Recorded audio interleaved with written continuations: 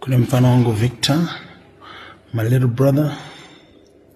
Happy birthday to you. Happy 40th birthday, my brother. Wishing you many, many more years to come.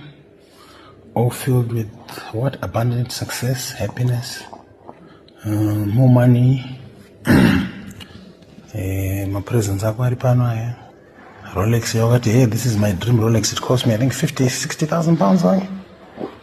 Saka Rolex yako hiyo, ya wakati dream Rolex yako hiyo ndapedza. Then watu rugenda ku Paris ku birthday. Saka kugadzirwa ka 100 ke kufambisa. At least one kushopa kushopera muri yako yombeka iwe mfana iwe. Happy birthday. Happy birthday, happy birthday. Right, muri Zimbabwe, video ya Sewik no mazionera, Sewik no vari kuti happy birthday kumfana wavo, maybe mfana wapa business, mfana Victor. Ndo ya yanzi Gosi Victor, and Gosi Victor. Jirot in the first place mfana waya akangura promotegwa business, akangura itiswa marina Sewik no vachitenga mota kubva kwaari. And right. So taona isusu cash paper 2, I think chimwe chine $50,000, chimwe $50,000 yose yanzi iyo. It's a total of what? $100,000 in cash. So mkomana ari kuenda ku Paris and so kurauti ari kuzotora mari obuda nayo iri in cash. Because ndoko ari kuzonoita shopping nayo, ndoko ari kuanzi muri yako yakura etc.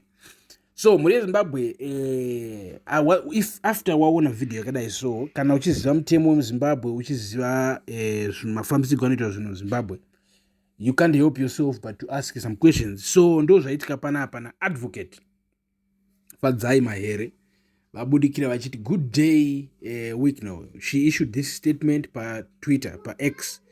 She said, good day at week now Chivayo. How did you get $100,000 out of a local bank?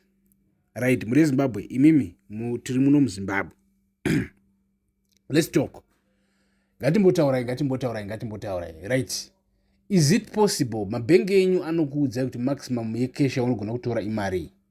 And do you think there are special cases where like people maybe who have millions can take a lot of cash? And also, does it still mean kuti muZimbabwe hamuna bank rekuti you can use the card, international, like unenge une card rako rebank rako and unogona kusvika kuna Europe, you can change and put this and exchange, and then you can still use your card, maybe it's a MasterCard or it's a whatever card, it's a Visa card which works worldwide. Hamunawo here zvinhu zvakadaro muZimbabwe zvokuti zipakunze munhu atori cash uenda necash. And imari dzakareba kaidzi kuti unozva maZimbabweans anenge asingangofili comfortable kunzwa munhu akaita saWiki nochivaya achinzi hey wazopa $100,000. People still feel like, it's state money. People feel like imari yenyika, haisi mari yavo vakomana ava. It's not like hustlers kudaro. And here's number 2. You say this money is for your friend to take to Paris.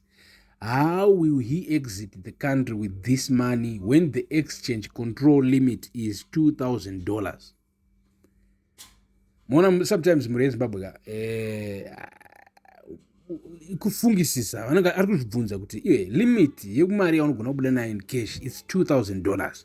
Iwe uri kupa mukomana 100,000 kuti anoshandisa kuParis, anobuda nayo seiko munyika? Wabvunza Fadzai. Muri Zimbabwe imunozviziva here kuti kune limit kuairport kana kuti yenya munoziva limit ndeye mari? Because Fadzai pana parutaura $2,000. Kana kwa uri kumarands it's around what? It's around 35 to 40,000. 35 to 40,000 rands. And ndo limit yokuti ukaona mari yako yakufura papapa umiswa. Ndo zvotagwa panapa. Hanzi number 3. This week at Mtuli and Reserve Bank Zim released the new ZIG notes. Why did you not gift your friend in ZIG? Is it because you have no faith in the local currency? We need new leaders. I think inyaya inonetsa vanhu vakawanda because ZIG ratova netime chaizvo rabuda, but tozvati kune vapanhu vakapiwa mota, vapanhu vakapiwa cash, but in all of that asati ambonzwa vachinzi vapiwa ng'wava yemazigi, kunzi vapiwa chinzumba, chizumba chemazigi hazvina kumbogara zvaitika. Handiti unongonzwa ma-US dollar. So even president Mnangagwa takaona tovaona mostly president vangu vanotofamba nechizumba chemari $100, $100 US. And then wasvika kumamisha uko is giving away what my-US dollar. And then you ask yourself, so who is using this zig? Ndiani ari kushandisa mazigi aya muri yeZimbabwe? Anyway, isusu tinge chiti lead by example ka chimbopaya pana ma 500,000 zig or whatever, and then tonyatsonzvisa kuti inenge chizotengei momuti ndautenga imba kuti ndautenga 1 million zig, ndautenga imba kuti 2 million zig, ndautenga imba, and then mfana utenga imba nemazigi aya totoona zvishora mazigi aya ari kudi ari kushanda, ndo zviri kuchemwa panapa naFadzai Mahere, ndo zvari kudembera panapa kuti ngazviitike saizvozvo kuti vanhu vadevelope confidence mumari yavo. So tine mubvunzo panapa wabva ku-one of our listeners anonzi iye Chengeto ari kuti iye inini mupenyu wangu hwese ndiri muno muZimbabwe kubva zviri kunzi mazigi akabuda handisati ndambobata kana zigi. Muri Zimbabwe hatinzwisisi kuti is this a normal thing, is this something chekuti mogona uchipupurira kuti vamwe venyu you can say kuti iwewe uri kugara muZimbabwe zveshuwa but as of right now usati watombobata zigi. Anyway, Chengeto haana kuzotaura kuti ari kugara muZimbabwe kupi kwacho, so toda kubvunza kubva kune vari mumadhorobha, vari muBulawayo, vari muKwekwe, vari muMasvingo, vari kwaMutare, vari muHarare, vari kwakadaro mumadhorobha umu, tiudzei, is it true that up to now some of you hamusati matombobata zigi, hamuchiri kutoziva kuti zigi rakaita sei? Because that won't make sense. But also tiudzei imi massive servants muri kuhora pati yesalary yenyu iri mumazigi zviri kufambira sei? Because tiri kunzwa kuti zig right now inflation yaro is very low, it reached what single digit number 4.something% inflation. Zviroti unogona kutochengeta ukatosevha zig rako iwo kubva muna January kusvika muna December ugotowana kuti watowana chizhumba chemari chinotoshanda, because zig racho riri kutaridza kuti riri stable according to numbers that tichiudzwa, official government numbers, official chakati numbers.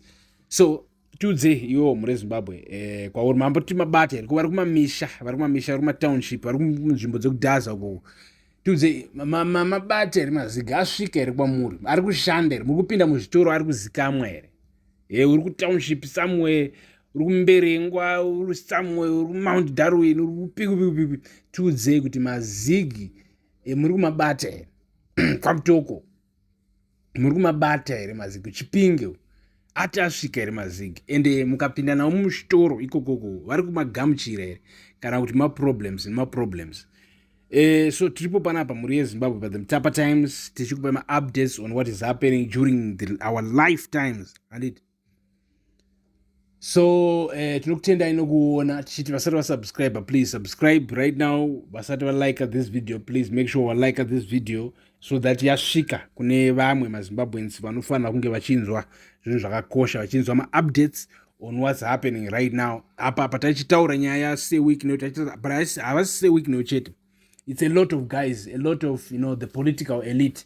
They will talk about things like vanava vari kudrive maG-Wagon, vanava vazo 200,000 or 100,000 ukozvibudza kuti iwe muri kumova this money through what system, and it was isusu toda kuona mari dziri mumabanks dzichibhengwa etc. So thank you for watching.